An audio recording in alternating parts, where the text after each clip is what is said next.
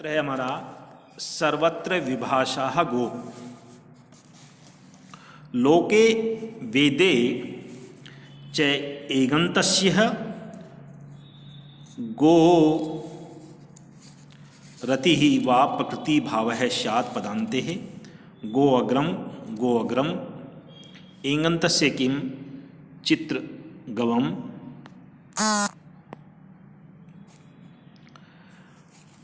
लोक व वेद में एंगंत गो शब्द को अत आदेश होता है। पदांत में विकल्प से प्रकृतिवत भाव हो जाता है। संस्कृत के दो भेद हैं, वैदिक और लौकिक। वेद और लोक में दोनों अथवा सभी स्थानों पर पदांत में यदि गो शब्द विद्यमान होता है तो उसे विकल्प से प्रकृति भाव हो जाता है, अर्थात वह जैसा है वैसा ही रहता है। प्रकृति भाव में कोई संधि आदि कार्य नहीं होता। चित गो अग्रम अर्थात गायों के आगे गवाम अग्रम इति गो अग्रम।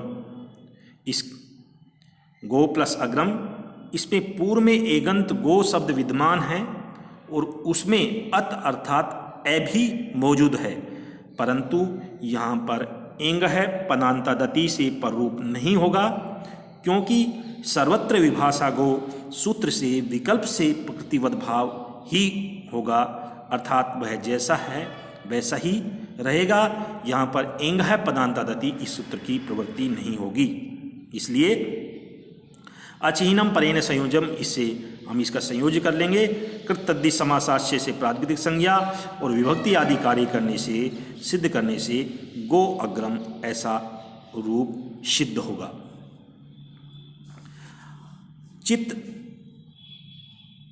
चित्रगवग्रम चित्रगुः अग्रम इति, अर्थात चित्रगु के आगे चित्रगु प्लस अग्रम ऐसा संधि विच्छेद करेंगे।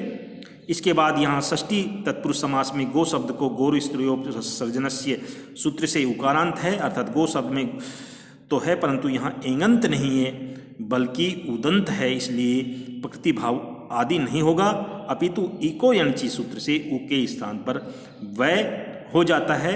चित्र गय वय अग्रम अचिहीनम परेण संयोज्यम, इस सूत्र से हम संयोग कर लेंगे। चित्र गवग्रम कृतद्धि समासास से प्रातिपदिक संज्ञा विभक्ति आदि करने से चित्र गवग्रम ऐसा रूप सिद्ध होगा। अगला सूत्र है अनेकालसित सर्वस्य। यह सूत्र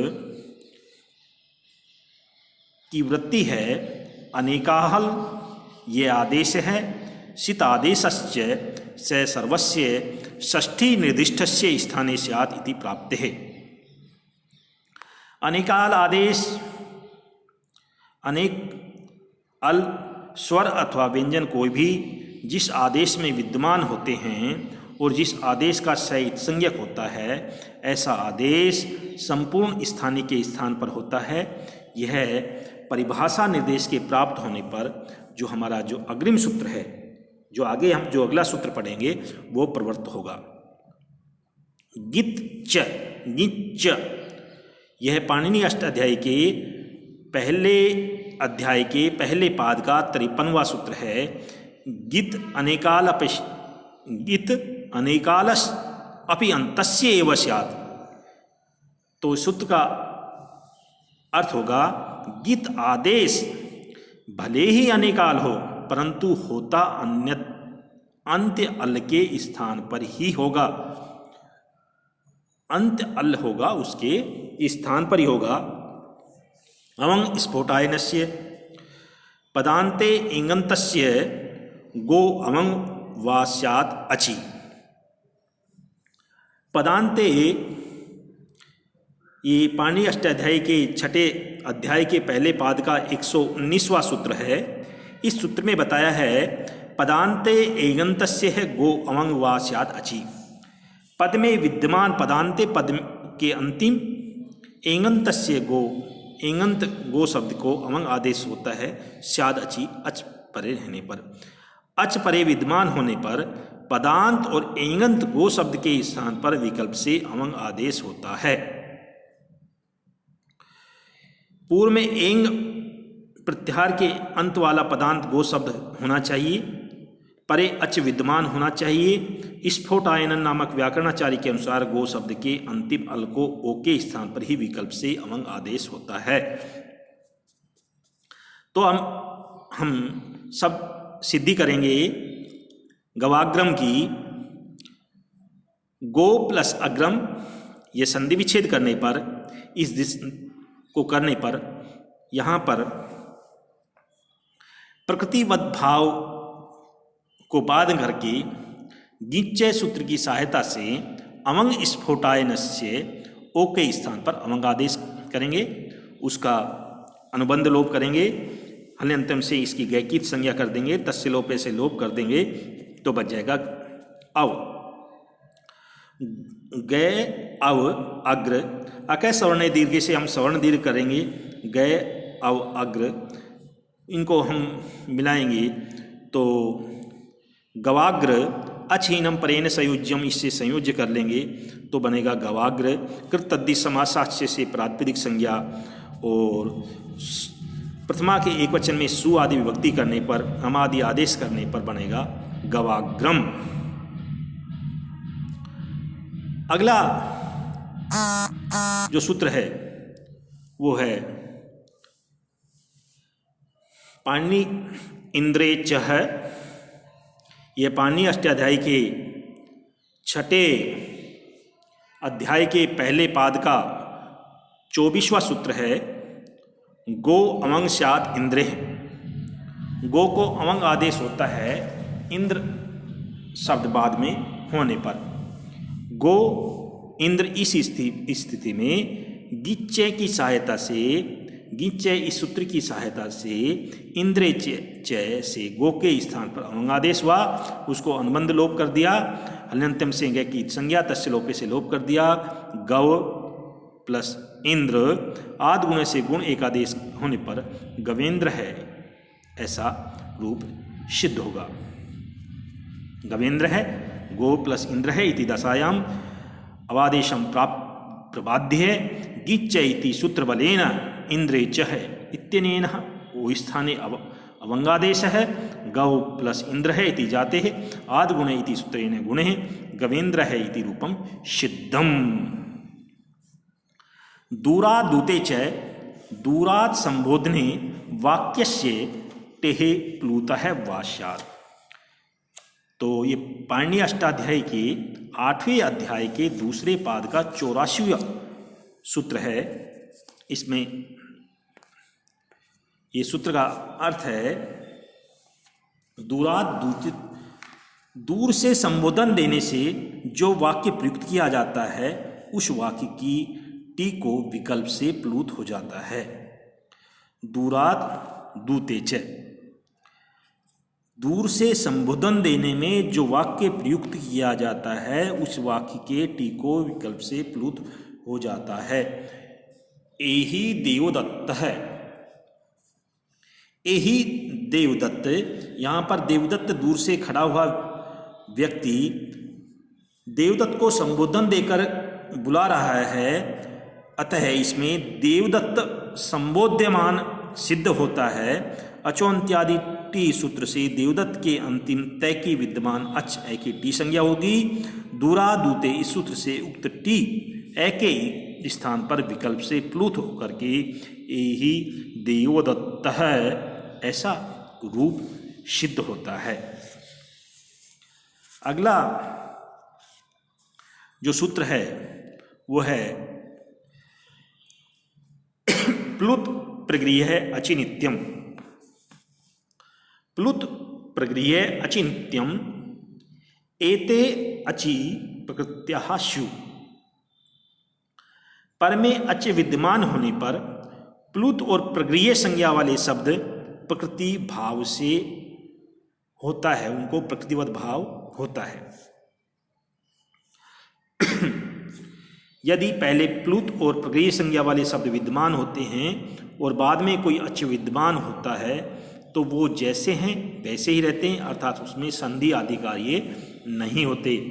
आगच्छ कृष्ण हैं अत्र गोश्चरति, यहाँ आओ कृष्ण, यहाँ गाय चर रही है। इस उदाहरण में हम इस वाक्य में संबोध्यमान कृष्ण के नय में विद्यमान अच प्लुत है और दूराद दूते इस सूत्र से उस दूर से आवाज दी जा रही है। अतः इसलिए हम बाद में अत्र के आदि ए के विद्यमान होने पर भी एक सवर्ण दीर्घ यहाँ आ नहीं होगा।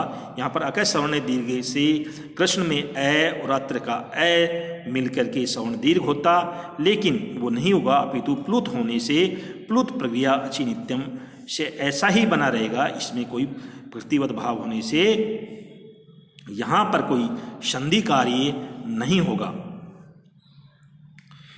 ईदुदेद द्विवचनम प्रक्रियम, ईदुदेन्तम द्विवचनम प्रक्रिय संयम स्यात्। सूत्र है ईदुदेद द्विवचनम प्रक्रियम। द्विवचनांत ईदंत, उदंत, एदंत शब्द प्रक्रिय संज्ञक होते हैं। प्रक्रिय संज्ञा उन शब्दों की हुआ करती है जो पहले द्विवचनांत होते हैं अथवा एक वचनांत या बहुवचनांत की प्रक्रिय संज्ञा नहीं होती। द्विवचनांत शब्दों की प्रक्रिया संज्ञा होती है। दूसरी बात यह है, इसमें इकारांत, उकारांत, एकारांत ही ऐसे शब्द उनकी ही प्रक्रिया संज्ञा होगी और द्विवचनांत की ही होगी। यहाँ पर हम सिद्धि करेंगे, दोबारा इस सूत्र का अर्थ हम डिवीजन करेंगे। ईदुदेत द्विवचनम प्रक्रियम, ईदुदेन्तम द्विवचनम प्रक्रिय संज्ञम स्यात्। द्विवचनांत ईदंत, उदंत, एदंत शब्द प्रक्रिय संज्ञक होते हैं।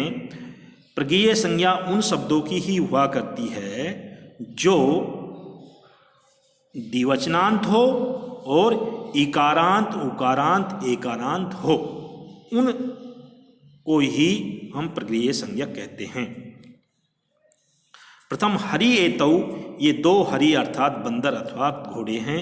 हरि एतौ ऐसा करने पर पूर्व हरि शब्द में प्रथमा विभक्ति का द्विवचनांत है भी है और ईदंत भी। हरि इकारांत है, ईदंत है, और हरि हरि यह प्रथमा विभक्ति का द्विवचन का रूप है। तो हरि प्लस एतौ यहाँ पर ईदुदेत द्विवचनम प्रक्रियम, इस सूत्र से प्रक्रिय संज्ञा हो जाती है। और बाद में अच विद्यमान ही रहने पर, एतौ का ए होने पर प्लुत प्रक्रिया अचि नित्यम से प्रकृतिवद भाव हो जाता है। और इको यणची से इक के स्थान पर यहाँ पर यण नहीं होगा, यण प्राप्त था लेकिन वो उसका निषेध होगा। निषेध होने से यहाँ पर प्रकृतिवद भाव हरि एतौ ऐसा ही रूप रहेगा, इसमें यण नहीं होगा, हरि एतौ ऐसा रूप निष्पन्न होगा। दूसरा है इसका उदाहरण विष्णु इमौ।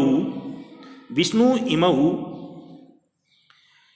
यह विष्णु शब्द उकारांत शब्द है। विष्णु, विष्णु, विष्णुवः, इमौ ये दोनों।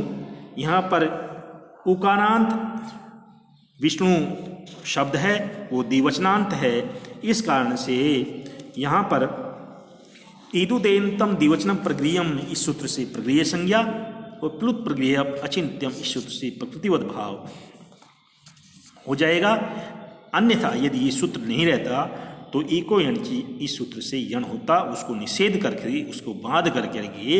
ईदुदेन्तम द्विवचनम प्रक्रियम, इस सूत्र से प्रक्रिय संज्ञा की। प्रक्रिय संज्ञा का फल ये होगा, प्लुत प्रक्रिया अचिनित्यम से उसको क्या कर देंगे, प्रकृतिवद भाव कर देंगे। या संज्ञा सा सा फलवती, जो जो संज्ञा होगी वो फलवती होगी। तो इससे ये होगा कि प्रकृतिवद भाव हो जाएगा। प्रकृतिवद भाव हो जाएगा तो जो जैसा है वो वैसा का ही वैसा रह जाएगा।